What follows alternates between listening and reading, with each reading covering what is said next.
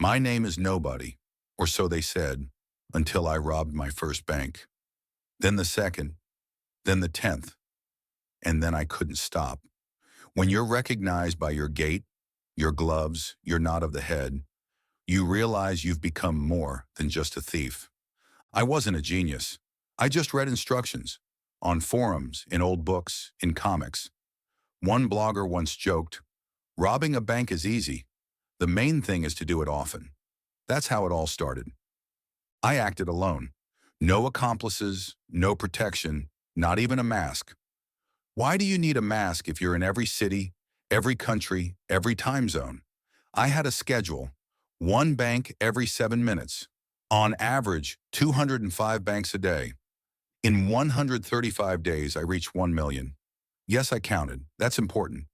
And you know the funniest thing? I was never caught. I moved like a myth. My image was painted on the walls. Fans got tattoos with my silhouette. On the darknet, for 10 bitcoins, you could buy a cap in which I allegedly robbed bank number 732018. It was a style, it was a brand. But one incident ruined everything.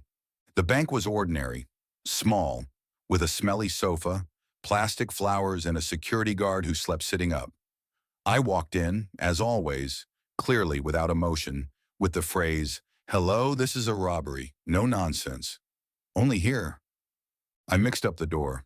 It was not a bank. It was an apartment, on the fourth floor, at an old lady's named Anna Pavlovna's. "Want some tea?" she asked. I froze, a pistol in my hand. In my head, a table of 50 points on taking hostages, and she just put the kettle on. I sat down.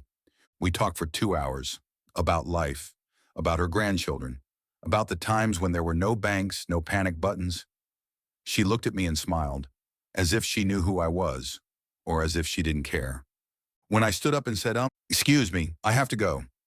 "Wait," she said. "You didn't come here by accident?" I turned around. "I was waiting for you." Shot. She took an old army revolver out of the box under the TV, aimed in the stomach. I fell, smiling. She came up to me, leaned over, and whispered, "This is for my husband. He was the first cashier you robbed. You just didn't know. Now my million in banks doesn't matter. Now everyone is talking about the granny who ruined the legend. And me, I became a real myth. Because death by teapot and revolver is much more epic than special forces and helicopters." I survived. The old lady with the revolver did not become the final point of my story. She became a comma. Bloody, unexpected, and damn it, personal. When I climbed out of the window of her apartment and rolled down the fire escape, it seemed to me that everything was behind us. But no, they were already waiting for me in the parking lot. Not cops in caps, not the duty squad, but a special PNB group, police of elusive bandits, created by personal decree of the Minister of Internal Affairs, especially for me. They were not satisfied with ordinary cars. They arrived in a Lamborghini Urus, matte black like a night without the internet, a four-wheel drive beast with flashing lights, armor, artificial intelligence, and a coffee machine in the trunk. And me, I ran to my Lamborghini Huracan. Not just any car, but a legend that I stole on the day of the $1 million heist. This car had seen it all. Shootouts, chases, 37 accidents, not my fault, and a live stream from Twitch. It knew what fear smelled like, and what freedom sounded like. And we took off. Click. The plug is inserted into the socket. The surveillance cameras are off. The banker has just said, "It's simple here. Enter the code, open the safe, take what you want, just don't shoot." "I don't shoot," I answer.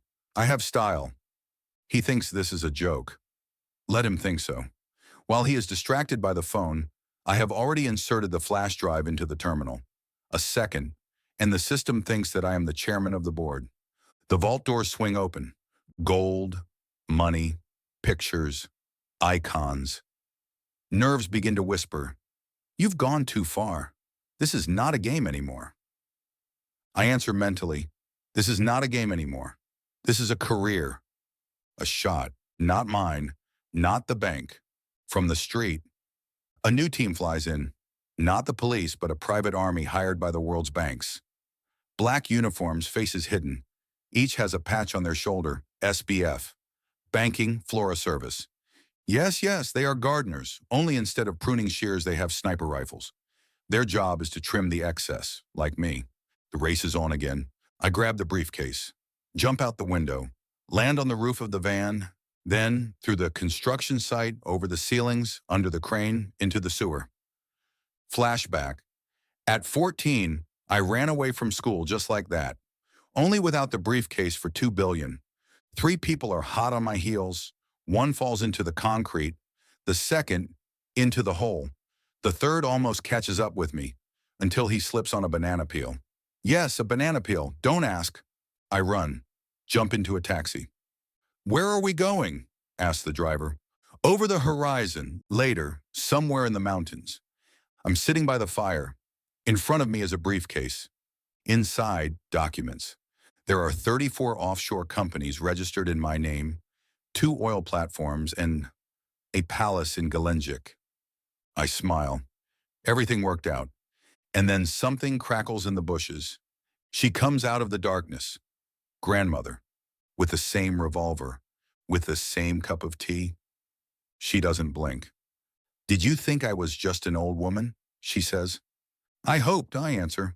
I'm your mother, she adds. Pause. What? I whisper. She takes aim. I step out of the ship. Gravity is light, almost whispering. Forget it. Take a rest. But rest is not for people like me. She stands before me, Grandma, or what's left of her, a fur suit pulsating with neon, a revolver in her hand, old as a memory. Her face is covered with a mask, but I feel her gaze. You've become someone, son, she says without raising her weapon, but I'm the one who created you, and the one who must stop you. I smile. Even in space, we have family dramas. And you became a goddess without a pension. Aren't you tired, Mom? She takes a step. The ground beneath her feet trembles. I prepare myself. In my hand is not a weapon, just a flash drive.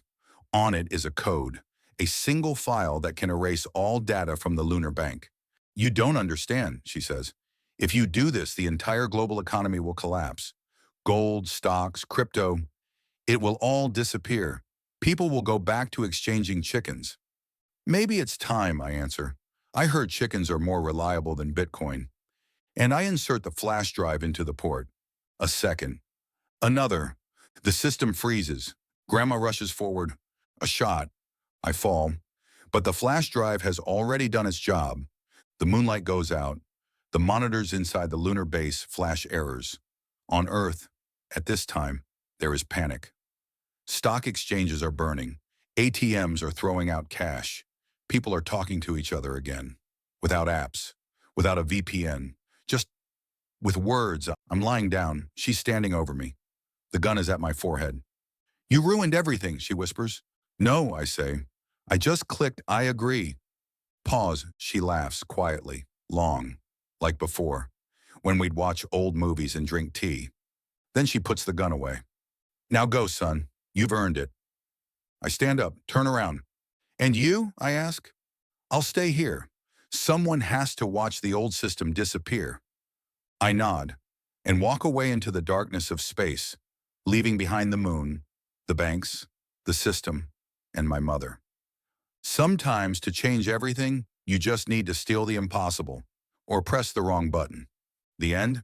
10 years have passed. The earth has changed. Cities have become quieter.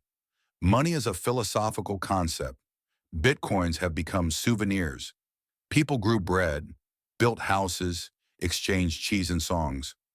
No one knew the dollar exchange rate anymore because the dollar did not exist. I did not return immediately. At first I wandered. Mars, asteroid farms, nebulae where even Wi-Fi does not work. I was looking for meaning. I was looking for tea with lemon. I was looking for someone not to deceive. And then one day I woke up in an old space car, and I heard a voice on the radio. Her voice. Citizens of the Earth, today I signed decree number 1. We are officially renaming the moon to Granny. Yes, my mother became the president of the Earth. They built a throne room from the moon base.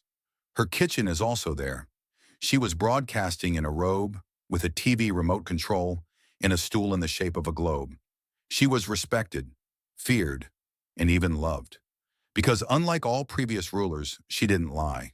She just shot if someone behaved stupidly. I was standing at the old cosmodrome. Doves and satellites were flying overhead, and I was thinking, should I go back or remain a legend? At that moment, a courier came up to me. On his back was a patch, intergalactic mail, important occasions only. He handed me a box. It said, "Open it or I'll come myself. With love, Mom." I opened it. There was a remote control, the only one. It had one button. Home! I pressed it, and the ship took off on its own, without permission, without a route, just on call. I'm flying back, and I don't know what will happen. But I know one thing. If your mother calls you, to refuse is worse than stealing the moon. Continue in the next chapter?